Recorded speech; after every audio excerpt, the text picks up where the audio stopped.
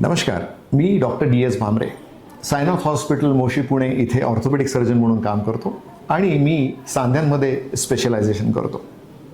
आज आपण बघणार आहोत की जे ॲथलीट्स असतात, जे स्पोर्ट्समन असतात किंवा किंबहुना जे नॉर्मल कॉमन लोक असतात जे स्पोर्ट्स नाही करत, त्यांना जे काही इंजुरीज होतात, ते इंजुरीज झाल्यानंतर त्याचं एकतर ऑपरेशन किंवा विदाऊट ऑपरेशन, त्या जे रिकव्हरी फेजमध्ये असतात त्याला म्हणतात रिहॅबिलिटेशन. म्हणजेच काय, ते इंजुरीपासनं पूर्वरत होणे, पूर्वरत जे आपण काम करत होतो, बसत होतो, उठत होतो, जॉब करत होतो, तिथपर्यंतचा प्रवास याला रिहॅबिलिटेशन असं म्हणतात. बरेचसे ॲथलीट्सला घाई असते परत स्पोर्ट्स खेळायची आणि ते स्वाभाविक पण आहे.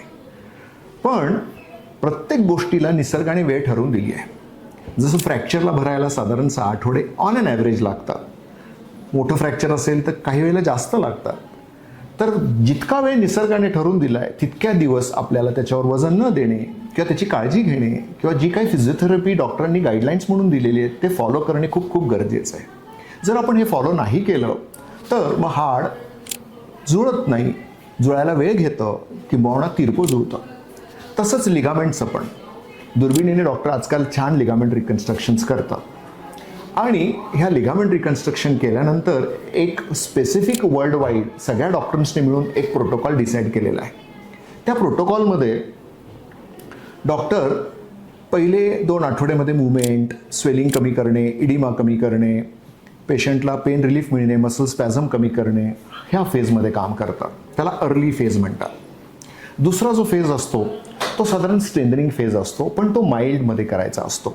म्हणजेच काय, तर सिंपल एक्झरसाइज ज्याच्याने मसल स्ट्रेंथ वाढेल आणि लवचिकता वाढेल. आणि तिसरा जो फेज असतो त्याच्यामध्ये आपण थोडंसं ॲग्रेसिव्ह जातो. त्याच्यामध्ये सायकलिंग आलं, सिंपल एक्झरसाइजेस वेट लावून किंवा थेराबँड्स लावून किंवा वजनं लावून करायचे असतात.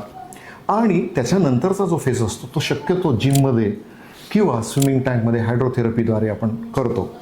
तर याला जो कालावधी ठरलेला असतो हा त्या लिगामेंटसाठी खूप स्पेसिफिक असतो.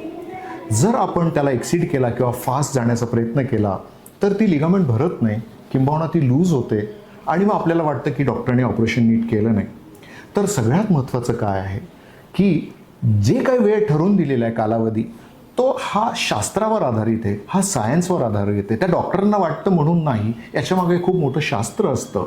आणि म्हणून जे काही तुमचे डॉक्टर्स, फिजिओथेरपिस्ट, नर्सेस जे तुम्हाला मार्गदर्शन करतील, जे गाईडलाईन्स देतील, ते फ्रॅक्चर असो, लिगामेंट असो किंवा मसल्सच्या इंजुरीज असो, तर ते आपण फॉलो करणं गरजेचं आहे. ते आपल्या हिताचं आहे, आपल्या चांगल्यासाठी आहे, लाँग टर्म आपल्याला चांगला रिझल्ट मिळण्यासाठी आहे. थँक्यू.